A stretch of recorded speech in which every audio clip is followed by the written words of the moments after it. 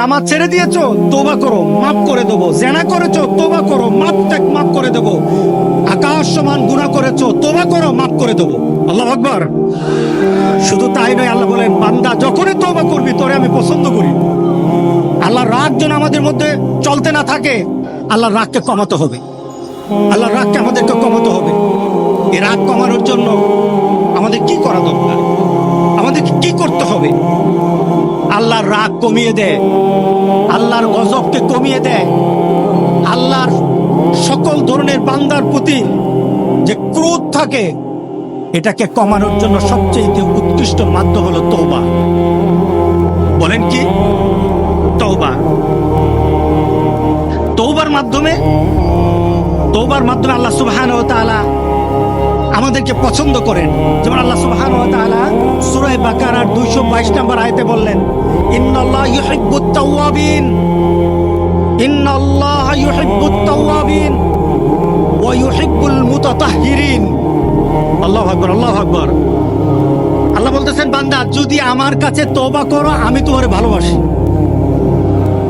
যদি আমার কাছে তওবা করো, তোমার গুনার জন্য তওবা করো। নামাজ ছেড়ে দিয়েছো, তওবা করো, মাফ করে দেবো। জেনা করেছো, তওবা করো, মাফ করে দেবো। আকাশ সমান গুনাহ করেছো, তওবা করো, মাফ করে দেবো। আল্লাহু আকবার। শুধু তাই নয়, আল্লাহ বলেন বান্দা যখনই তওবা করবি তোরে আমি পছন্দ করি। এত গুনাহ করার পর তুই যখন আমার সাথে তওবা করবি আমি তোরে পছন্দ করি। শুধু তাই নয়, আল্লাহ সুবহানাহু ওয়া তাআলা বলেন যারা মুতাতাহহিরিন, যারা পবিত্রতা অর্জন করে আল্লাহ তাদেরকে পছন্দ করে। আমরা পবিত্রতা অর্জন করি কি দিয়ে? উযু দিয়ে। বলেন কি দিয়ে? উযু দিয়ে। আমরা পবিত্রতা অর্জন করি তওবার মাধ্যমে। প্রথম এটা হলো আত্মার পরিশুদ্ধতা। আপনার দেহকে পরিশুদ্ধ করতে হবে, আত্মাকে পরিশুদ্ধ করতে হবে। আপনার আত্মাকে পবিত্র বানাবেন। আত্মাকে পবিত্র বানাতে হলে তওবা লাগবে। এটা পানি দিয়ে হবে না, মাটি দিয়ে হবে না। আপনার আত্মাকে যদি পবিত্র করতে চান তাহলে তওবা লাগবে। কি লাগবে? তওবা। এবার আত্মার পবিত্রতা হলো তওবা দিয়ে। এবার দেহ পবিত্র করবেন। আমার মাবুদ আমাদের প্রতি রাগ করে আছে, আমাদের মাবুদ আমাদের প্রতি রাগ করে আছে। আমাদের মাবুদকে আমাদেরকে সন্তুষ্ট করতে হবে, সন্তুষ্ট করতে হবে। আমরা আমাদের মাবুদকে রাজি করতে হবে। আমরা তওবার মাধ্যমে আল্লাহকে রাজি করতে আর চেষ্টা হব। গোটা পৃথিবীর মুসলমান আর সময় নাই। সুতরাং আমরা আল্লাহর কাছে প্রাণ বলে আজকে কাঁদি। যারা নামাজ পড়ো না, তুমি টের পাও নাই মসজিদের দরজা তোমার জন্য বন্ধ হয়ে যাবে।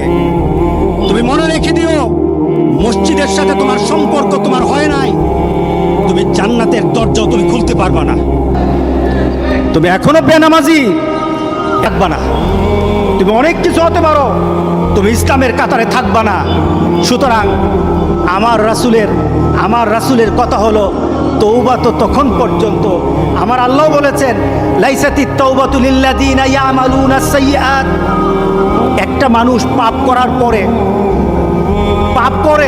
করার পর সে তওবাটাকে লেন্দি করে, তওবাটাকে সে দূরে সরিয়ে দেয়, মনে করে এখন না আরো পরে তওবা করব, খালি পরে করতে থাকে।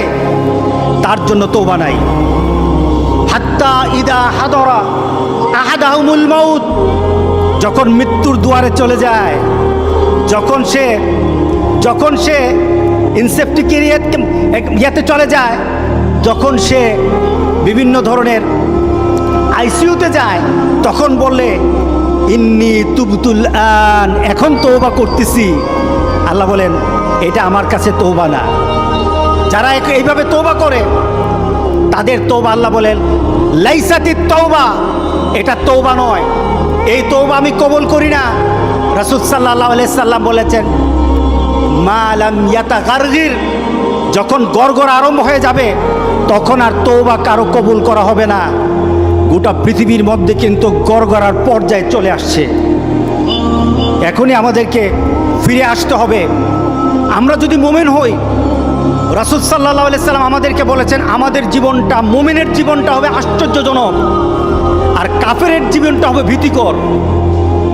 আমরা আশ্চর্যজনক জীবনের কথা রাসূল বলেছেন। কিভাবে? ইন আমারাহু কুল্লুহু লাহু খাইর। এই মুমিনের প্রত্যেকটি জিনিস হলো কল্যাণকর, প্রত্যেকটি কাজ তার মঙ্গলের জন্য। যখন সে লাইসা যালিকা লিআহাদিন ইল্লাল মুমিনিন, এটা শুধু মুমিনদের জন্য হয়ে থাকে, প্রত্যেকটি কাজই তার কল্যাণের জন্য। ধরুন আমরা যখন কোনো জিনিস আমাদের ভালো লাগে, আমাদের কোনো জিনিস যখন ভালো লাগে তখন আমরা কি করি? আলহামদুলিল্লাহ। কোনো একটা জিনিস আমাদের হারিয়ে গেল, কেউই মারা গেল, কেউ বা দুশ্চিন্তায় পড়ে গেলাম, তখন আমরা কিন্তু রাগ করি না, তখন আমরা পেরেশান হই না, তখন আমরা পড়ি ইন্না লিল্লাহ। এটা মুমিনের চরিত্র। মুমিন কখনো পেরেশান হয় না, ইন্না লিল্লাহ। মুমিন নিজেকে ওইভাবে চিন্তা করে। এরপর রাসূল সাল্লাল্লাহু আলাইহি সাল্লাম বলছেন, ইন আসাবাতহু সাররাউ শাকারা, যখন